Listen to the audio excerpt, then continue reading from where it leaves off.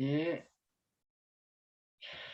오늘 우리는 제3강 에베소서 2장을 공부합니다. 오늘 설교 본문 말씀을 먼저 우리 정혜동 목사님이 한번 읽어주시기 바랍니다. 1절에서 마지막 절까지죠? 예. 제가 화면 공유해 드릴게요. 예.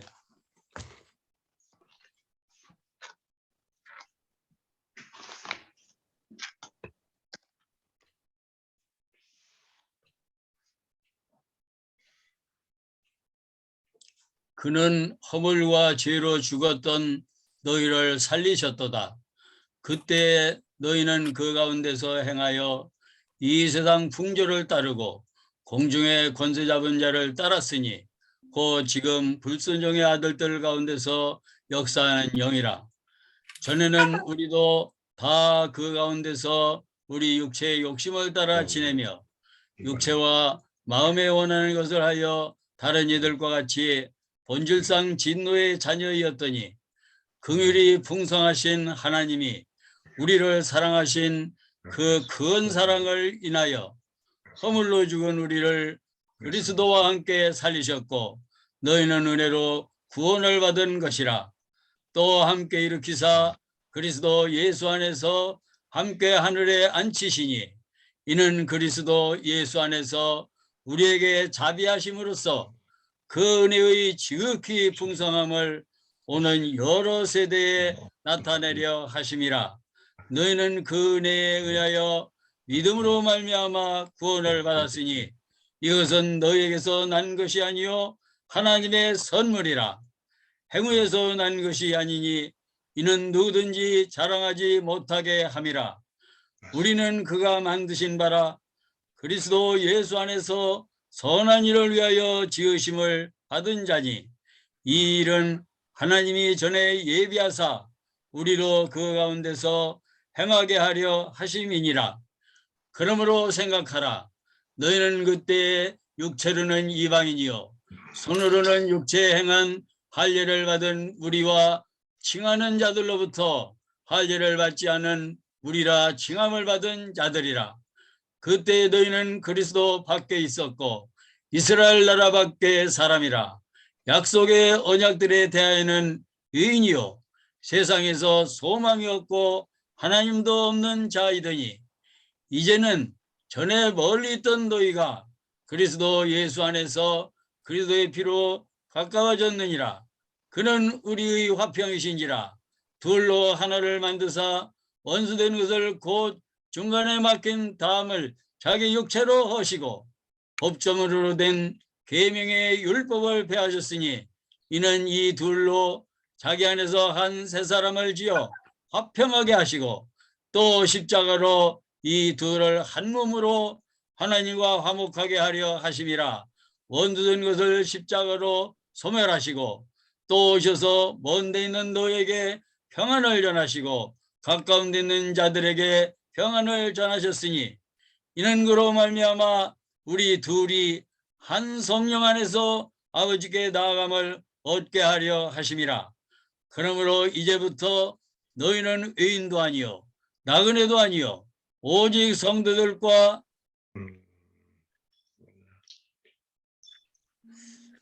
동일한 시민이요 하나님의 권속이라. 너희는 사도들과 선지자들의 터 위에 세우심을 입은 자라. 그리스도 예수께서 친히 모퉁이 돌이 되셨느니라. 그의 안에서 건물마다 서로 연결하여 주 안에서 성전이 되어가고 너희도 성령 안에서 하나님이 거하실 처소가 되기 위하여 그리스도 예수 안에서 함께 지어져 가느니라. 아멘. 예, 아멘. 감사합니다. 아멘. 오늘 설교 제목은 11절에 나오는 대로 그러므로 생각하라 입니다. 그러므로 생각하라. 이 제목은 불란서 철학자 데카르트의 유명한 말이 떠오릅니다. 데카르트가 무슨 말을 했습니까? 나는 생각한다. 고로 나는 존재한다. I think, therefore I am. 이 한 문장 위에 그는 그의 모든 철학 사상을 세워나갑니다. 사람들은 그를 근대 합리주의 철학의 아버지라고 합니다. 그러나 성서적으로 볼 때 이 문장은 맞지 않습니다. 이 문장 위에 세워진 철학도 결국 허상일 뿐입니다. 성경은 무엇이라고 말합니까? 에베소서 1장 4절에 근거하면 하나님께서는 창세 전에 우리를 생각하고 우리를 택하셨다고 말하고 있습니다. 그렇습니다. 우리는 이렇게 말해야 합니다. 하나님께서 창세 전에 나를 생각하셨으므로 나는 존재합니다. God thinked before creation of the world, therefore I am. 우리가 하나님의 자녀가 된 것은 하나님께서 창세 전에 우리를 생각하시고 택하셨기 때문입니다. 생각은 중요합니다.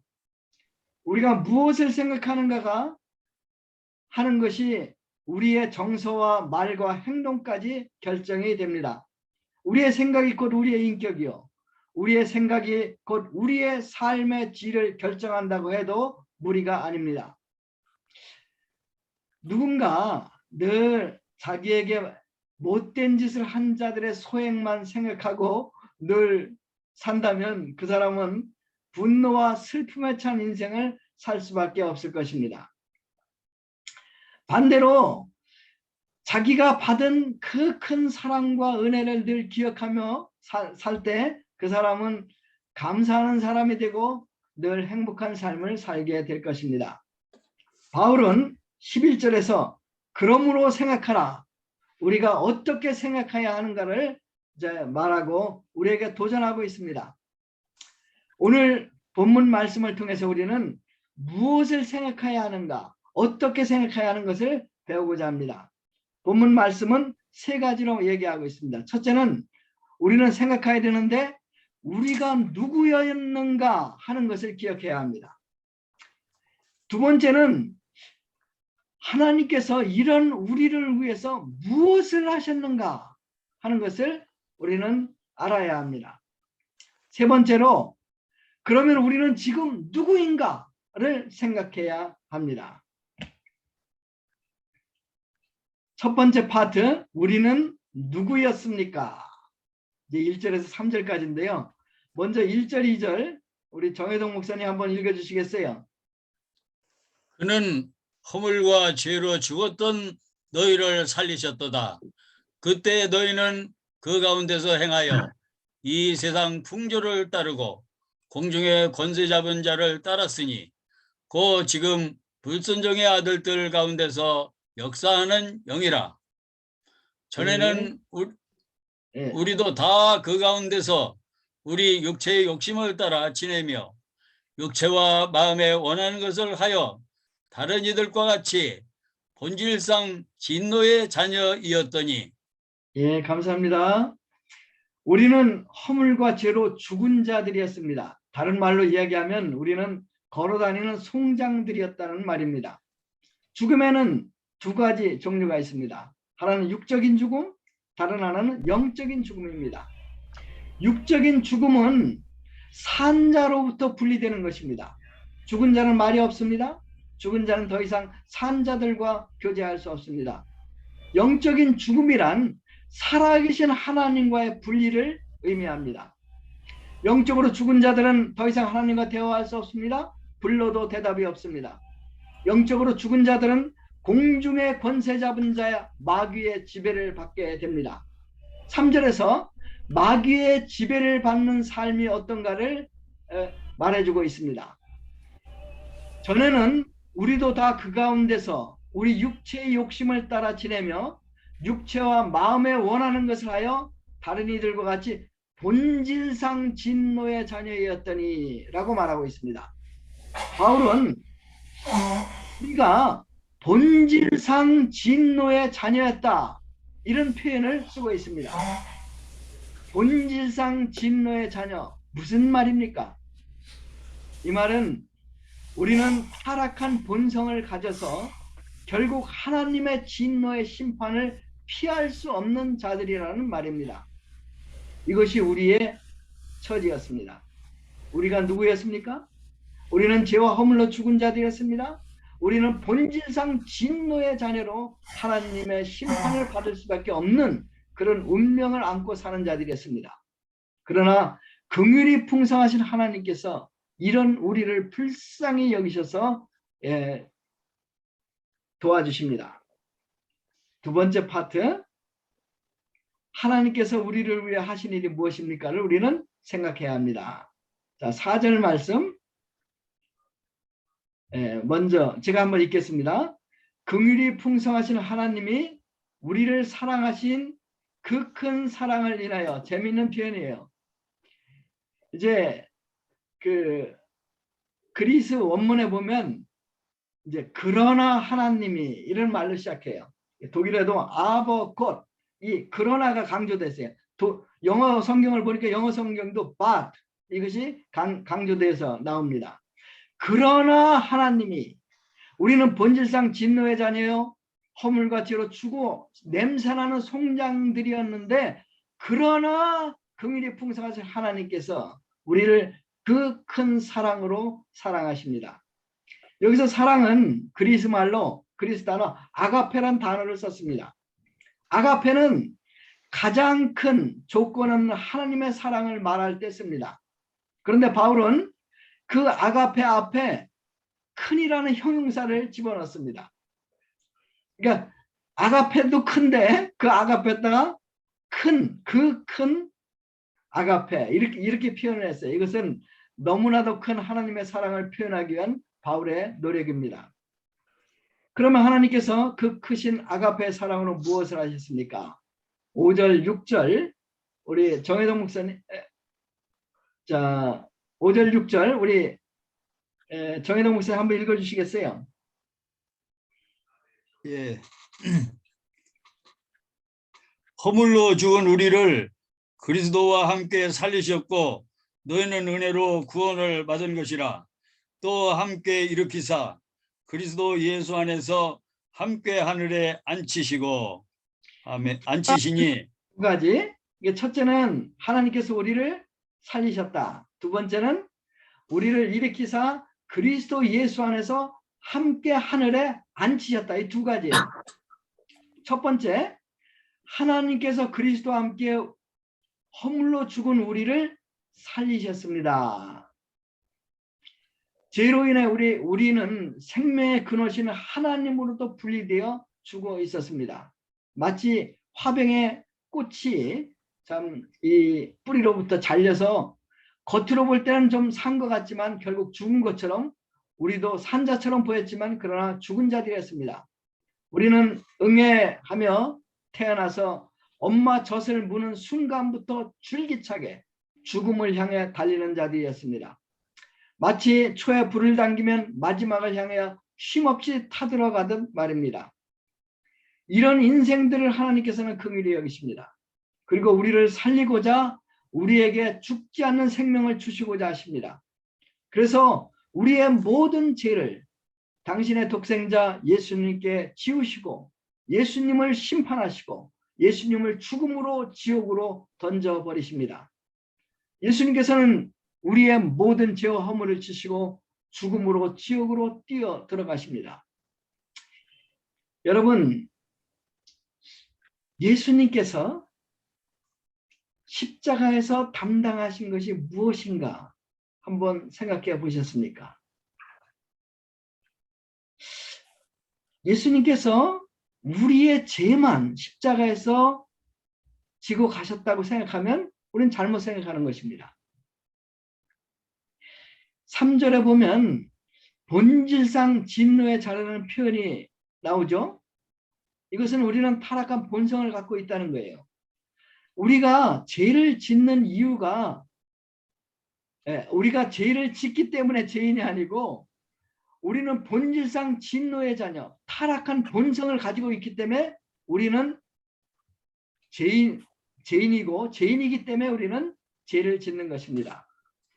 우리 주님은 우리가 지은 죄만 십자가에 지고 가신 것이 아닙니다. 우리 주님은 우리의 죄악된 본성, 하나님의 진노의 심판을 받을 수밖에 없는 타락한 본성도 십자가에서 지고 가셨습니다. 그래서 로마서 8장 1절에 바울은 이렇게 말하죠. 그리스도 예수 안에 있는 자들은 더 이상 정죄함이 없다.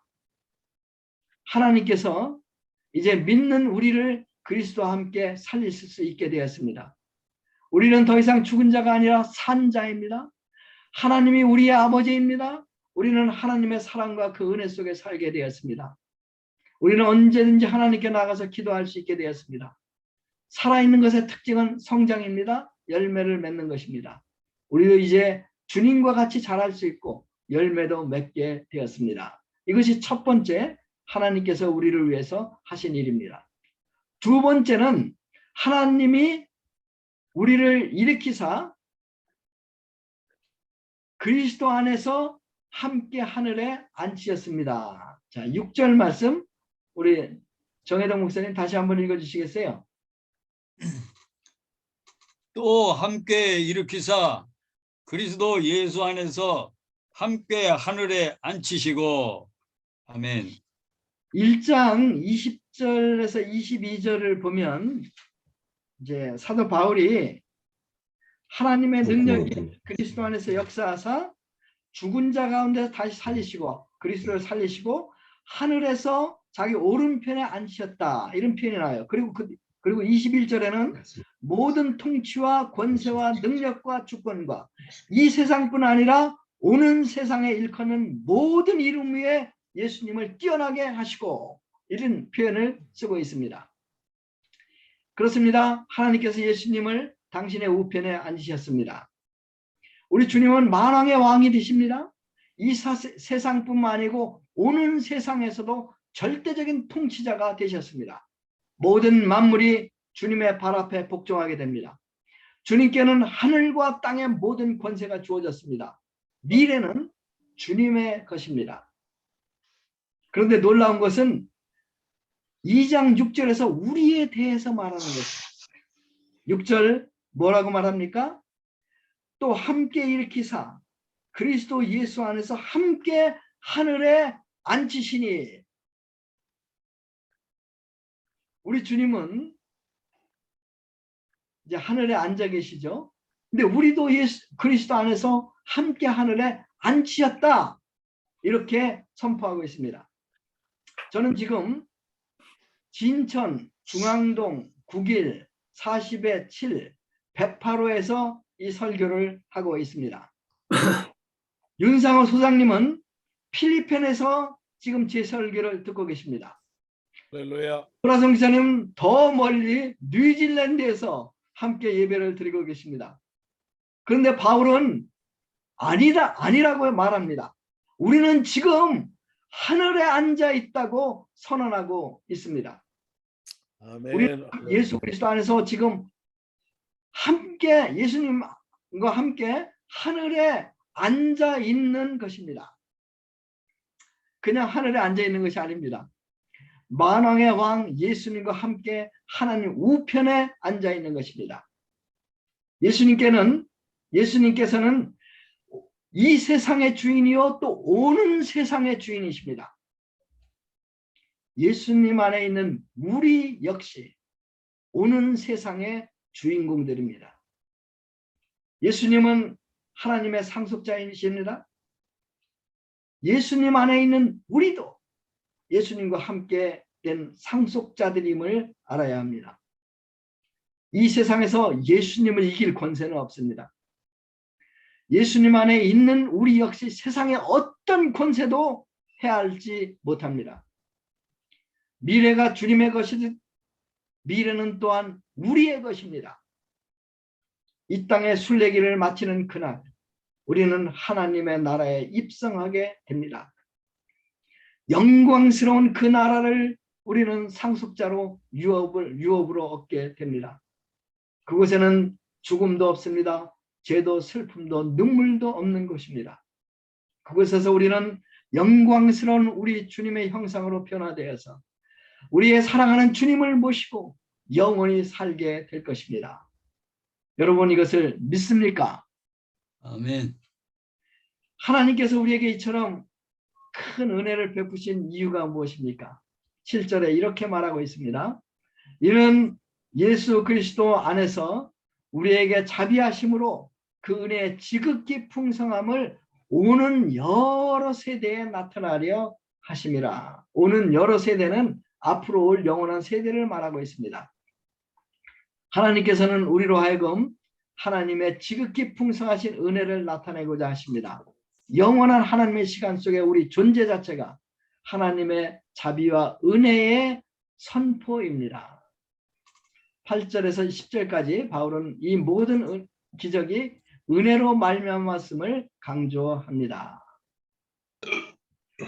우리를 위해 하신 일, 우리를 살리시고 또 우리를 일으키사 그리스도 예수 안에서 하나님 우편에 앉히셨죠. 하늘에 앉히셨죠. 두 가지죠. 이제 세 번째 파트. 자, 우리는 우리가 지금 누구입니까를 알아야 합니다. 자, 우리의 신분증이 그 19절에서 22절까지 있습니다. 19절에서 22절까지. 이제 여기 19절에서 22절까지 보면 이제 세 가지가 나와요. 우리의 신분이. 첫째가 우리는 하나님의 나라의 시민입니다. 자, 우리 19절 말씀. 자, 정혜동 목사님 계속 수고해 주십시오. 예, 예. 그러므로 이제부터 너희는 의인도 아니요 나그네도 아니요 오직 성도들과 동일한 시민이요 하나님의 권속이라. 아멘. 첫 번째가 오직 성도들과 동일한 뭐라고 그랬어요? 시민이요 이렇게 했습니다. 우리는 이 땅에서 각각 시민권을 갖고 있습니다. 저는 독일 시민권을 갖고 있습니다. 저는 독일 시민으로서 독일 국가의 보호를 받습니다.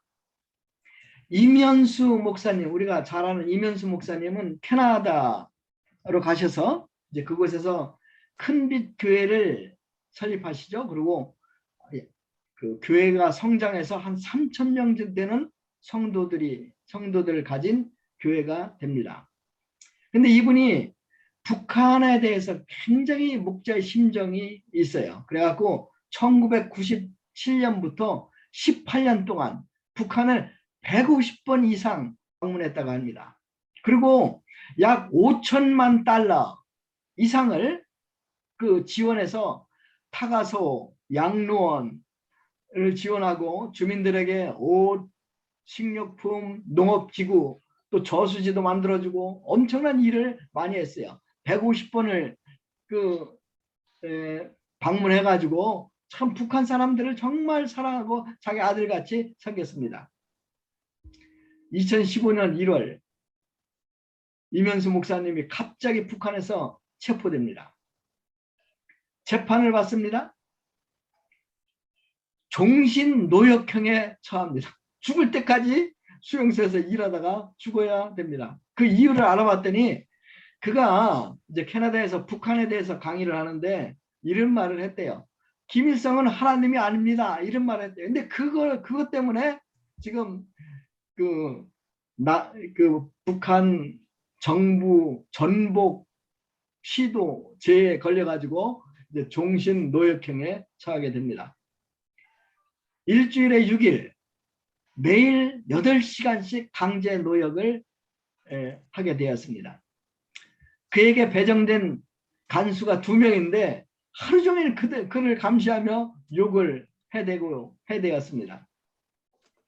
스트레스가 너무 심해서 3달 동안이나 설사를 계속합니다. 몇 번이나 영양실조 때문에 죽을 뻔했습니다. 그대로 있다가는 틀림없이 이제 죽게 될 수밖에 없었습니다. 그런데 이면수 목사님이 캐나다 시민이에요. 그래서 캐나다 그 정부가 이면수 목사님을 구하려고 모든 노력을 기울입니다.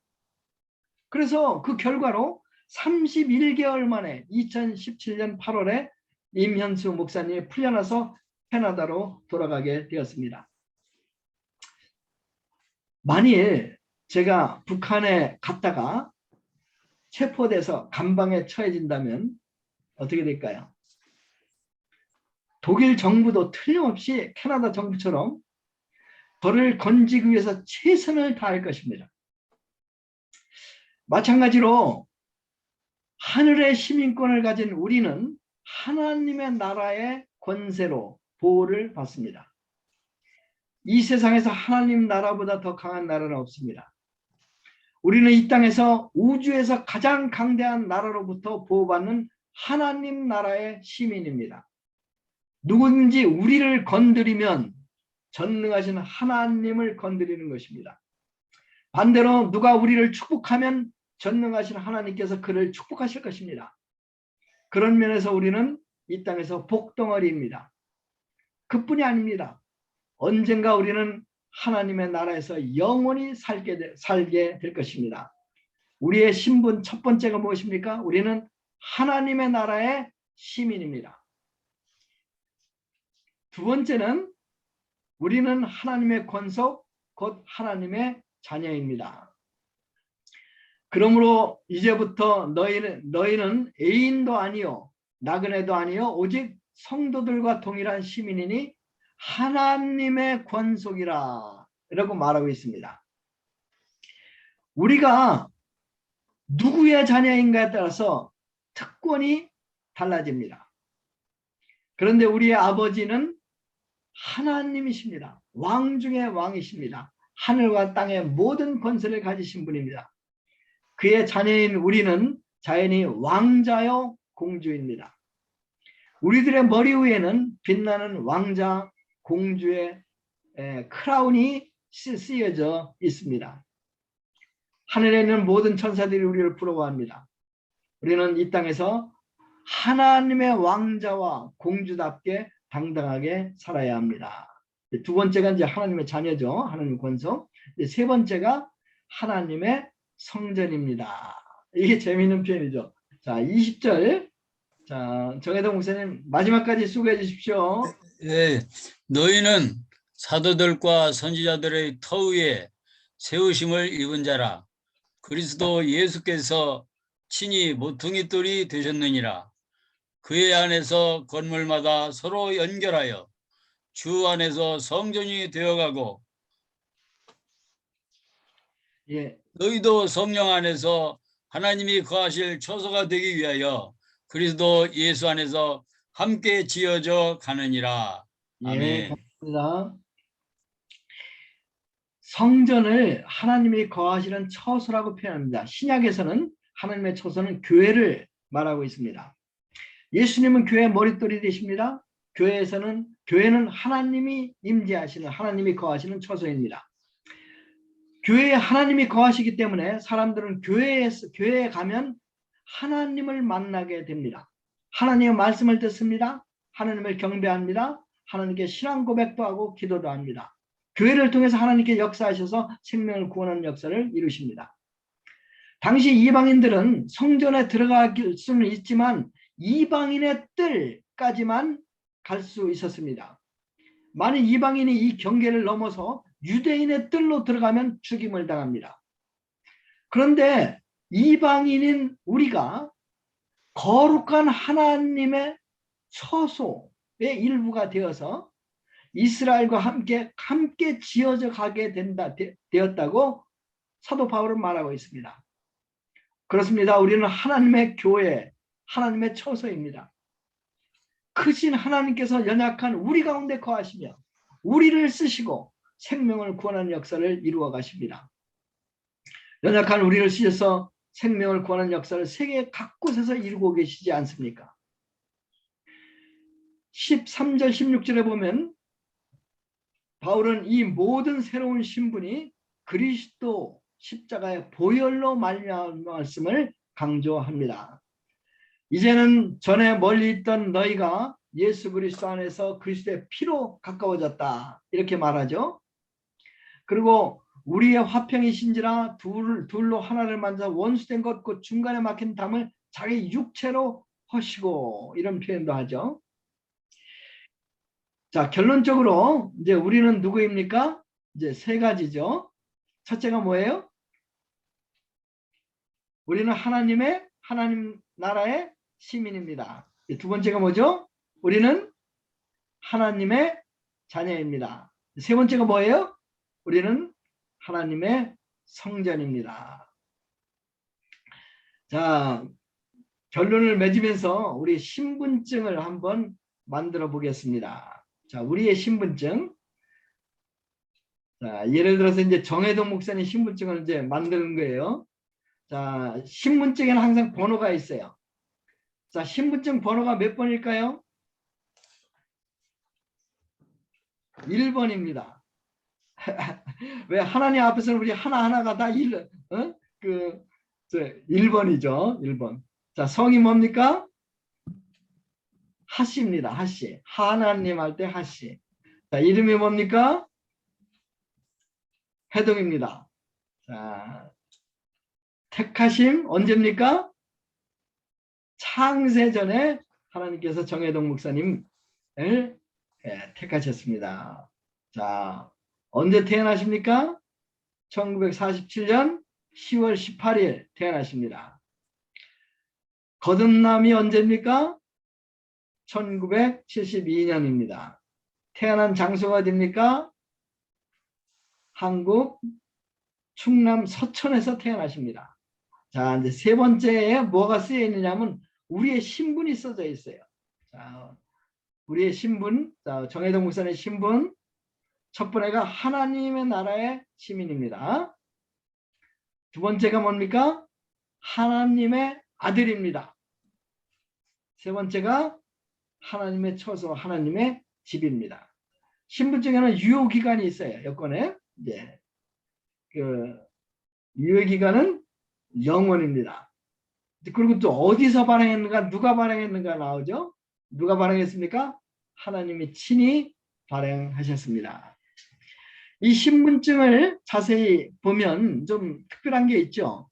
보통 우리의 신분증은 검은 색깔로 쓰여 있어요. 돼 있죠. 근데 새 신분증은 무슨 색입니까? 빨간색. 빨강색입니다.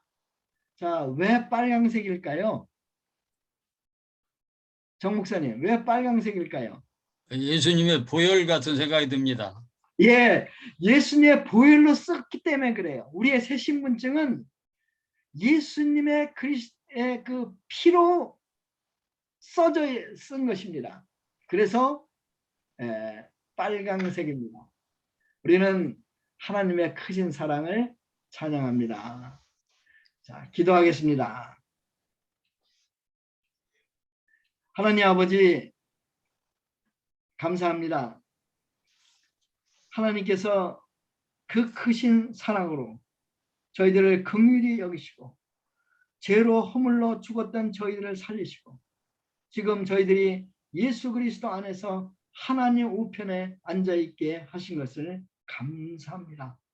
하나님 아버지, 또한 저희들을 하나님 나라의 시민으로 만드시고 하나님의 아들, 딸들로 만드시고 더 나아가서 이 땅에서 하나님의 성전이 되어서 하나님의 생명을 구하는 역사에 쓰임받게 하신 하나님의 크신 은혜를 찬양합니다.